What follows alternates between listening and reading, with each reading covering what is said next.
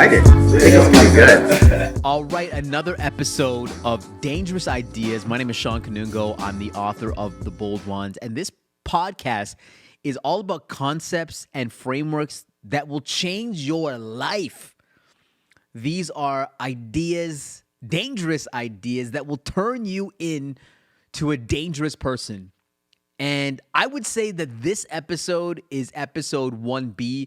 We shot an episode that just dropped on this channel with Adam and Mo. This is 1B, and I thought it would be a really good idea to do a couple things. Number one is to introduce myself to you and to all the listeners of this pod. And the second thing is to go over some of the concepts and frameworks that have really shaped my life. And I can't wait to dive into this. So number one, just an introduction to who I am. I'm a father of three. I just have a newborn. I have a 6-year-old. I have a four-year-old and a newborn. I live in Edmonton, Alberta, Canada. I'm an author of a book called The Bold Ones. I'm an innovation strategist. I spent over 15 years. I'm helping organizations when it comes to innovation and strategy and disruption. That's what I'm passionate about. That's what I live and breathe, which is this idea of innovation and disruption, whether it's helping organizations when it comes to finding new ways of doing things or collecting stories around innovation disruption. Like, this is the space that I want to spend the rest of my life in. I'm so passionate about this. And, one of the motivations of doing this podcast is giving another avenue, giving another form for me to share the ideas that have changed my life and that will hopefully change my life in the future and what I see happening in the world. I love concepts and frameworks. I also love pop culture. I love what's happening in the news. And so this is a way for not only you to learn concepts and frameworks, but also get a pulse of what's happening in the world. So that was sort of the motivation of the podcast. And in this podcast, we're going to have guests just diving into some of these concepts. They may be famous. They may not be. They may be people that are already in this studio, guys like Mo and Adam that you met. There's another individual, Navin and Mazin. And Neve, who's been working with me for the last number of years. They might jump on this pod. And I can't wait for this pod to blow up and more people to see it, to be honest with you, because it is damn good. Look at the production quality on this thing. Okay, look at these angles. It looks nice. So let's start with the concepts and frameworks that have changed my life. Now, many people don't know this, but in my Evernote, it used to be in my notes section, but in my Evernote, I have a list of a number of concepts and frameworks that I live by, that I preach to not only myself, but to the organizations and the leaders that I work with. And I've had this in my phone for years, and I keep adding to it, every single year, different concepts that I've sort of learned. But these are the tried and true concepts that I fundamentally believe in, and I hope that you get some inspiration from these as well. So the first concept or framework is the idea that competition is for losers. Competition is for losers. Don't compete, build new categories. Now, this was taken from Peter Thiel. He's got a book called 0 to 1. This book has fundamentally changed my life and how I look at the world. And in the book, he talks about the idea that competition is for losers. He doesn't actually say it outright. And the idea is this, that you don't want to be the 27th Chinese restaurant in Chinatown. You're going to be playing for margins at that point.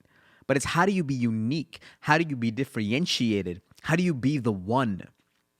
To me, that's actually the point of strategy. I spent my entire career in strategy, and we're always trying to figure out how to be the best donaire shop in Edmonton, Alberta, when there's a million donaire shops. Everybody tries to be the best. But really, the game should be, how do we be unique? How do we be the one? How do we be in the business of one?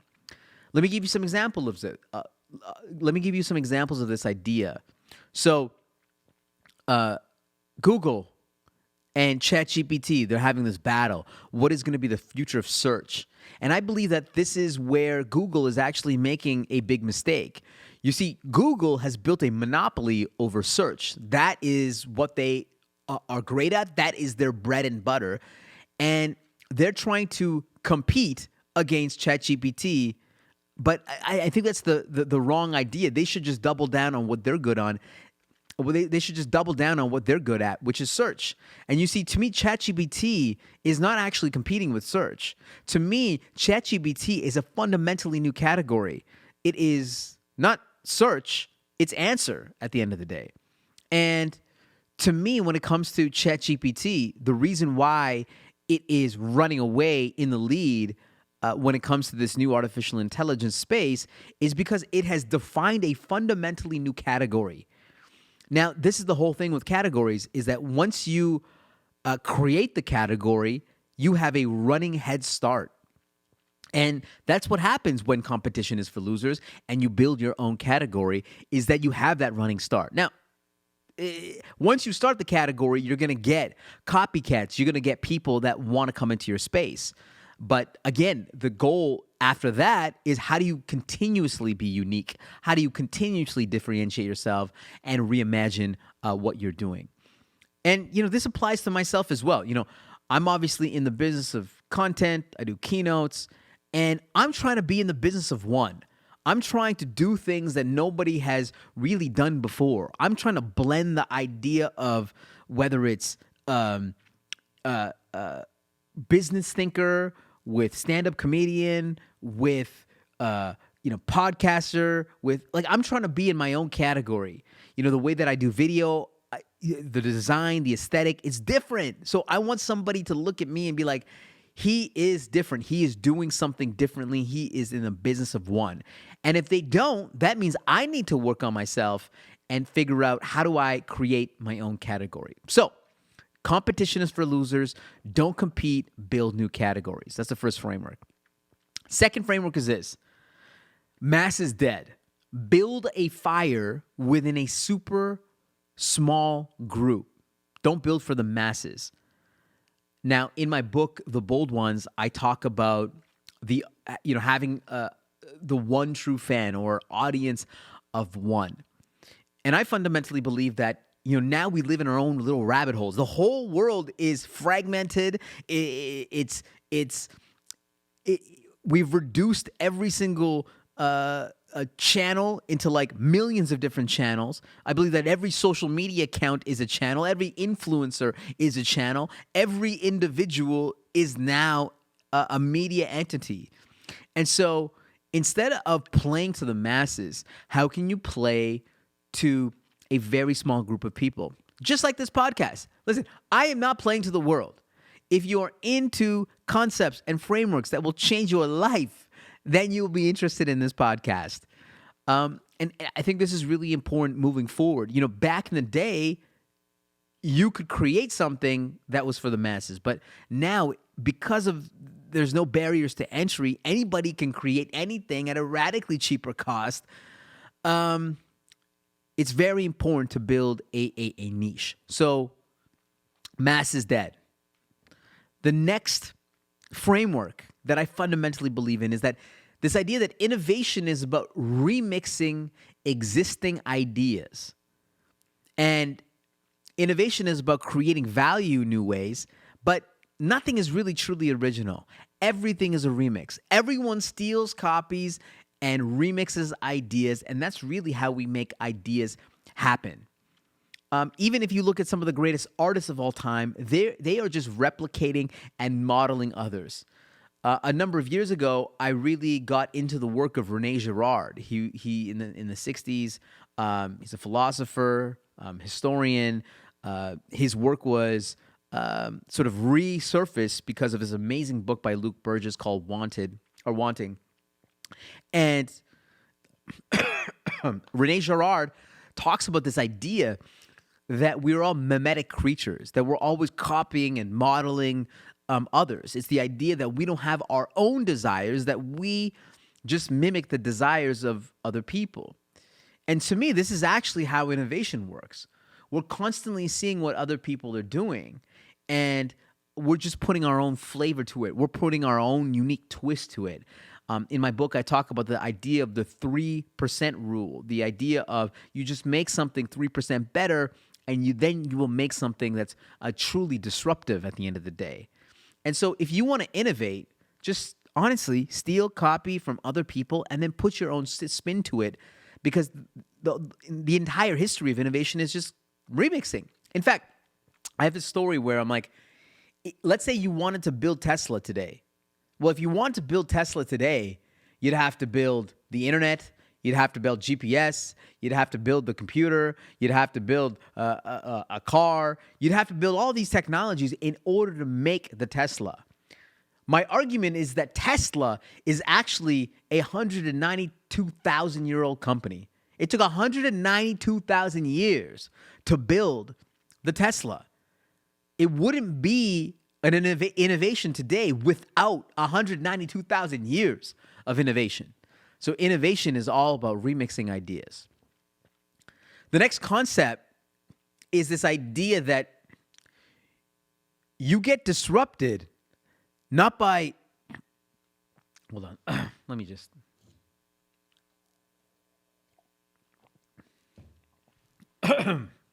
woo, sorry. You get disrupted not by the lack of foresight, but you get disrupted because you are not willing to change your existing business model or the way that you do business today. And this is the entire idea that I see really smart people, brilliant people. They are masters at their particular field, their particular craft. And the reason why some of the masters get disrupted is because they can't move. They don't have the courage to change what's working today. Courage, to me, is one of the most important elements of ultimately disrupting yourself. If you look at organizations that have been disrupted in the past, you look at a company like Kodak, or you look at a company like Blockbuster. I hate using these examples, but everybody knows these examples. Listen, the reason why these companies got disrupted is not because they didn't have smart people. They had really smart people. It's not that they didn't understand the technology. In fact, both of them had created some of these services, like the DVD service with Blockbuster, or Kodak invented digital photography. They had the services. They had the technology. They had smart people. But at the end of the day, they did not have the courage to move forward. They didn't have the courage to change their existing business model. So I believe that this applies to the individual as well. We become so romantic about what's working, what we are great at, but it prevents us from seeing where the marketplace is going, seeing where the trends are going, and it prevents us from truly adapting at the end of the day. In my book, The Bold Ones, I talk about the idea of the Russell Westbrook trap. It's the idea that we get caught up with our own status, that it hardens us. It doesn't allow us to grow, to move.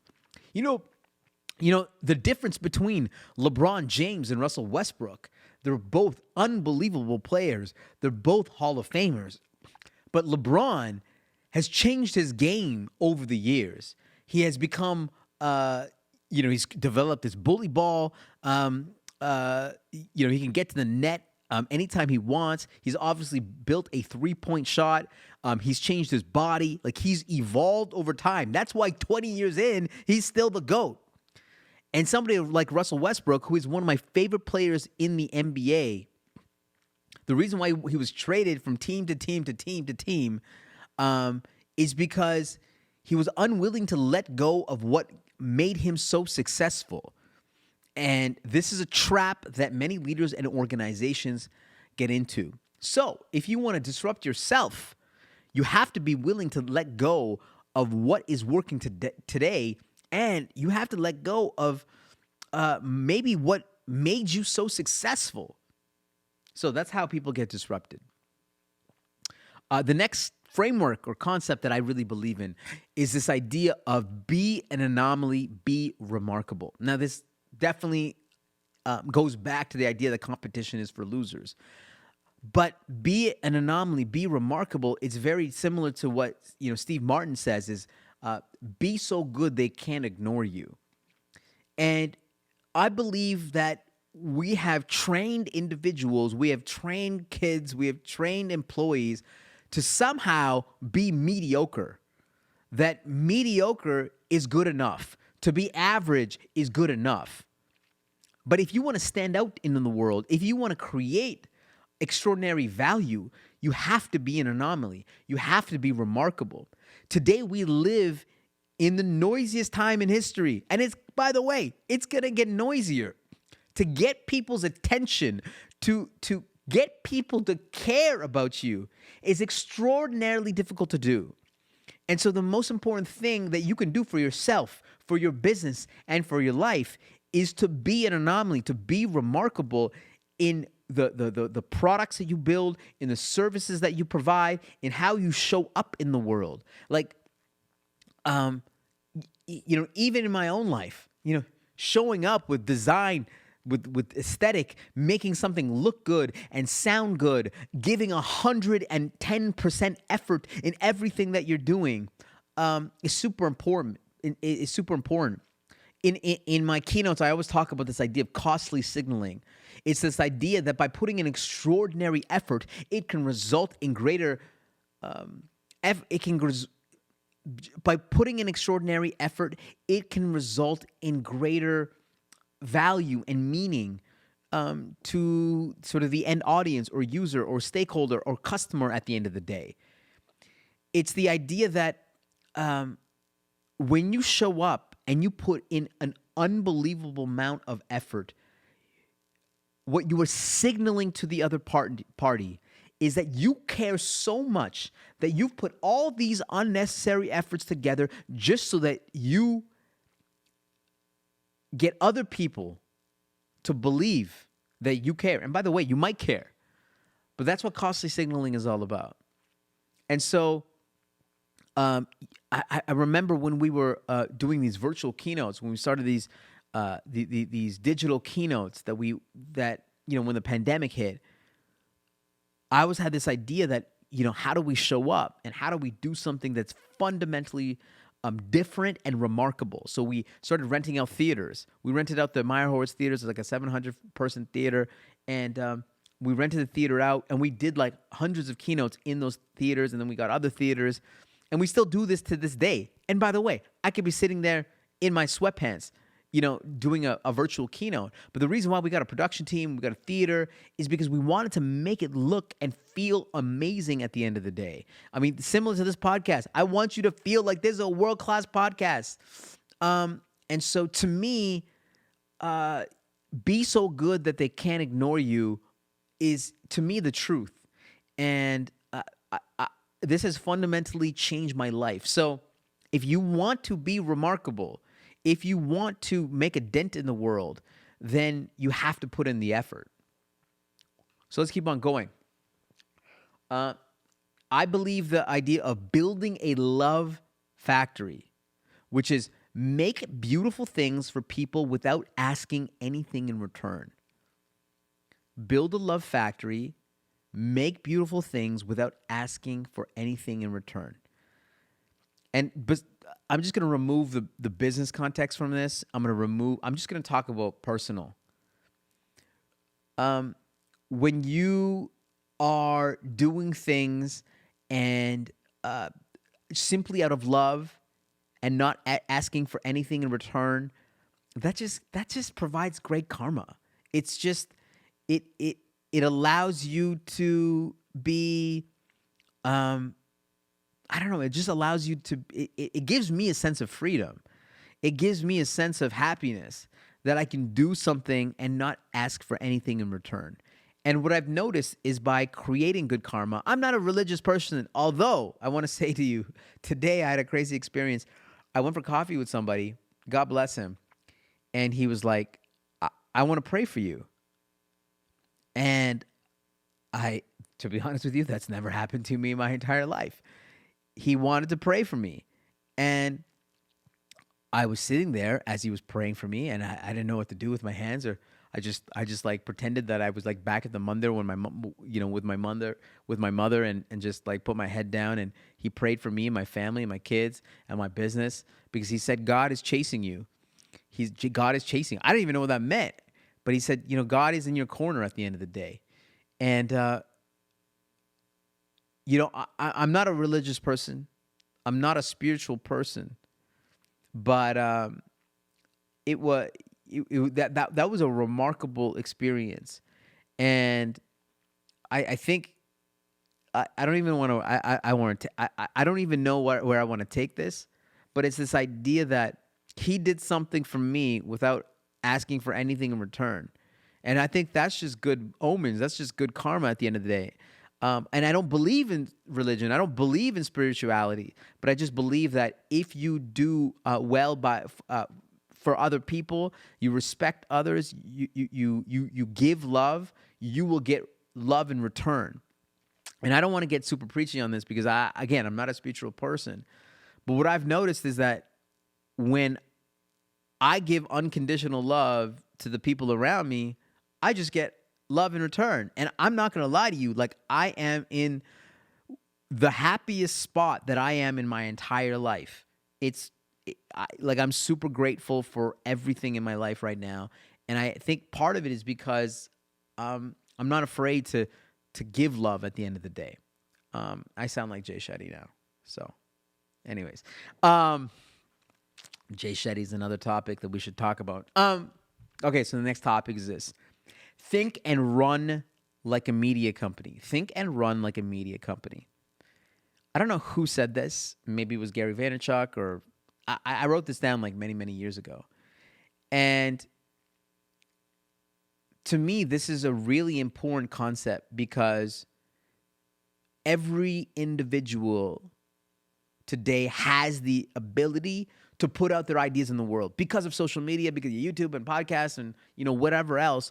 Every individual has a mic in their hands. And so if every person is their own media company and every media company is a business, this means that every single individual is a business. Jay-Z has this great line, I'm not a business. And he's like, I should say this right. He's like, I'm not a businessman, I'm a businessman. Meaning he is the business at the end of the day. And I believe that every individual is their own business and every individual is their own media company. And thinking and running like a media company is the idea of how do we continuously tell really great stories and narratives about the things that we're doing and who we are. I say this in my book, is that the most powerful person in the room is the storyteller, the person that is able to create their own story at the end of the day. In fact, if you look throughout history, some of the greatest leaders, some of the greatest conquerors, some of the greatest empires were created because they were great storytellers. And that's essentially what a media company is. All they do is create stories. And so if we can think and act and run like a media company, we can create our own stories and hopefully eventually create our own path. Okay, so the next thing is a concept and framework that I really believe in, which is treat your employees and your customers like rock stars. It is putting them first at the end of the day.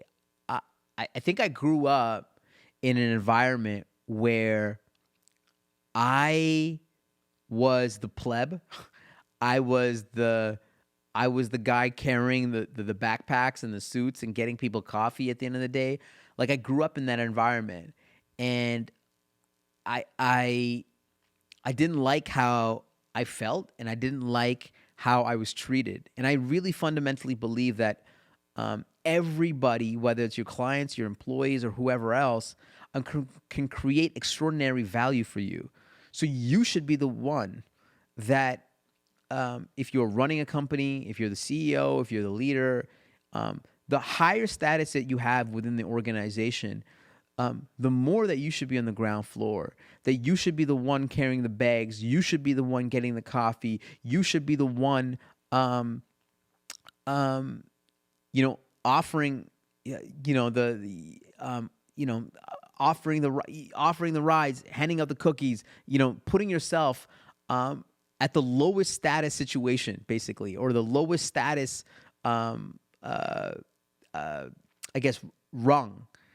And status is an ugly word, but it's like that's how we look at the world. Okay, status is embedded in everything that we do, and we should treat our employees and customers like they are rock stars. We should cater to them. We should make sure and ask them if they're doing okay. Empower them as much as possible. And what you'll find is that you see in business, we're always like we're trying to get them to love us. But really, if you show love, it goes back to the other thing. If you show love, then they'll just love you back at the end of the day. And so I think this is really important, which is treat your employees and customers like rock stars, and you will garner extraordinary results. Okay, this is another idea that I believe in that I learned while I was working at Deloitte, which was that innovation doesn't come from just tech or products. And this is a myth that I want to smash. It's the idea that innovation can come from anywhere. Innovation is permissionless. Innovation could be a process. It could be your brand. It could be about your customer experience. It could be about how you partner. It could be about how you make money at the end of the day. There's so many more ways of thinking about innovation that are just outside of product and technology. And so the other beautiful thing about innovation is that innovation is permissionless, that anybody can go off and do it. And to me, this is why it's one of the most beautiful things in the world, is that anybody can go and do something remarkable. And so this is one of the myths that I try to smash with every client that I have, is that innovation is not just tech or product, but it comes from every single area. So the next concept is the idea that our greatest strength as humans is our imagination. If you look throughout history, the reason why humans have evolved and created all this extraordinary wealth, all these extraordinary innovations, is because of our imaginations. That is the difference between us and the monkeys at the end of the day. The ability for us to create something like money. We could create a piece of paper and it says the number 10 on it. And we can convince everybody in the world around what that's all about and how much it's worth, and even kids. To me, that plays to our imagination that we can do that. Everything is built upon imagination. The idea of land and religion and brand and marketing, everything is based on our imagination. The market moves based on imagination. The more that we understand that the greatest strength of humans is imagination, to me, this is a tool that we can leverage in order to understand how do we move people, how do we persuade, how do we convince, how do we influence other people, and it's through imagination. And this is how we've evolved. This is how we've created innovations throughout history, is because of this fact. The next piece is, in a world of abundance, scarcity is an increasingly more powerful driver. That in a world of abundance, scarcity becomes a really powerful driver. And today we live in a world of abundance. We live in a world of abundance for anything: food, clothes, idea. You have something like ChatGPT creating content. We have platforms like Midjourney that are creating images. You have YouTube, unbelievable amount of video. Like, we live in a world of abundance. We live in a world of abundance. And when you live in a world of abundance, the more something is abundant, the less valuable it becomes. And this is why, in a world of abundance, scarcity becomes the most important driver. This is why, for example, LVMH is one of the most is one of the best brands in the world. Bernard Arnault is the most wealthiest person in the world. And the reason why he's the wealthiest person in the world is because he's created an entity that is scarce in a world of abundance.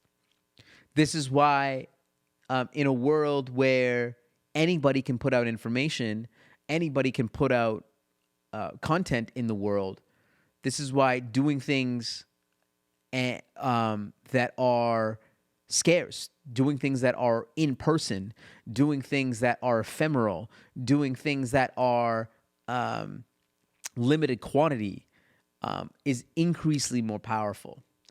And I think one of the neatest hacks is the ability to look at a space that's completely abundant. Maybe it's because of technology, and say, where can I create scarcity out of this? Where can I make something unique? And where can I make something that's a one of one? That's where we can get extraordinary value. So in a world of abundance, scarcity is an increasingly more important driver. The next concept that has changed my life is the idea that there are no rules. There are no rules. All the rules that we've made up as a society are just imaginary. And the greatest disruptors throughout history, they break the rules. They find another way. They find a back door. I have this analogy that in many industries, it's like a club. Many people want to get into this particular industry. And what they do is they wait outside the door and they get in line like everybody else. And the bouncer looks at them and makes sure that they have the right shoes on and the right fit on.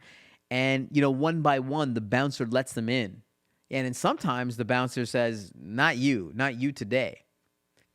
And very, very rarely, but in every club, there are a couple people that find the back door to the club. They find another entrance. And somehow they get in and they're already at the DJ booth. They don't wait in the same line as everybody else. They break the rule at the end of the day. And I get it. There are rules to our society. There are rules that we have put in place in order to keep us safe at the end of the day. But 99% of the rules are meant to be broken. And you'll see throughout history that the innovators and disruptors, and we'll get into this in other subjects, that they break the rules. Next concept. This might be the most important concept of all, which is the idea that no one really knows what the hell they're doing. No one really knows what the hell they're doing. I remember speaking with my brother-in-law, who is a really successful guy, super successful. He's part of this entrepreneur forum. And I remember him going to this secret society of entrepreneurs. Everyone was super successful. And I asked him, what did you learn from being part of this super successful group of individuals? And he said, I went there and I was feeling a little bit scared. I was feeling a little bit of this imposter syndrome. Everyone here is super successful in their particular fields. And what he came away with was, actually, everyone has the same imposter syndrome. Everyone has the same vulnerabilities. And the reason why the most successful people are the most successful people is because they just tried. They took more risks than anybody else. And they don't know what the future is going to hold. They don't have a clear path. They don't know what the hell they're doing at the end of the day. And that gave me reassurance because I don't know what the hell I'm doing. I just have intuition and gut around where the world is going, and I move without other people caring. No one knows what the hell they're doing. So go off and do what you need to do. We always think that there's a playbook, there's a path, there's a rule book that you have to follow. But in many fields. If you want to be a doctor, if you want to be a police officer, if you want to be a bus driver, there are rules to that game. There are procedures, there's a process, there's a manual textbook that you have to follow. Those jobs are, for the most part, rule-abiding jobs. And even to that, I think you should still innovate, and you should still find new ways of doing things. But there are jobs that are like that. I mean, if you're in business, if you're an entrepreneur, if you're a founder, and you're blazing your own category, if you're blazing your own trail, your own journey, no one really knows what the hell they're doing. And so those are, in my mind, the frameworks and concepts that have most impacted my life at the end of the day. And I'm going to bring up some other things that I have in my phone that have really, changed my life. But those are probably the main ones. And what I do is every morning, like I look at my vision or some of my goals for the year or over the next number of years. And I don't always look at these concepts or frameworks, but every so often I remind myself of these, and they inspire me. And so I'm hoping that some of these ideas inspire you. We're going to be talking about a lot more concepts and frameworks in this podcast over the next number of years. And I'm excited to dive into all of these. Some of these might challenge you. Some of these you might disagree with or agree with. But I want to keep sharing these ideas because I believe that my mission on earth is to help people change their lives and their businesses and their careers. And I want this podcast to be a vehicle to do that. So thank you so much for listening. If you've gotten this far in the pod, subscribe, rate, follow, whatever you got to do. Yeah, this ecosystem has been is pretty well documented. You know what to do. So hit that button, and we'll see you guys on the next one.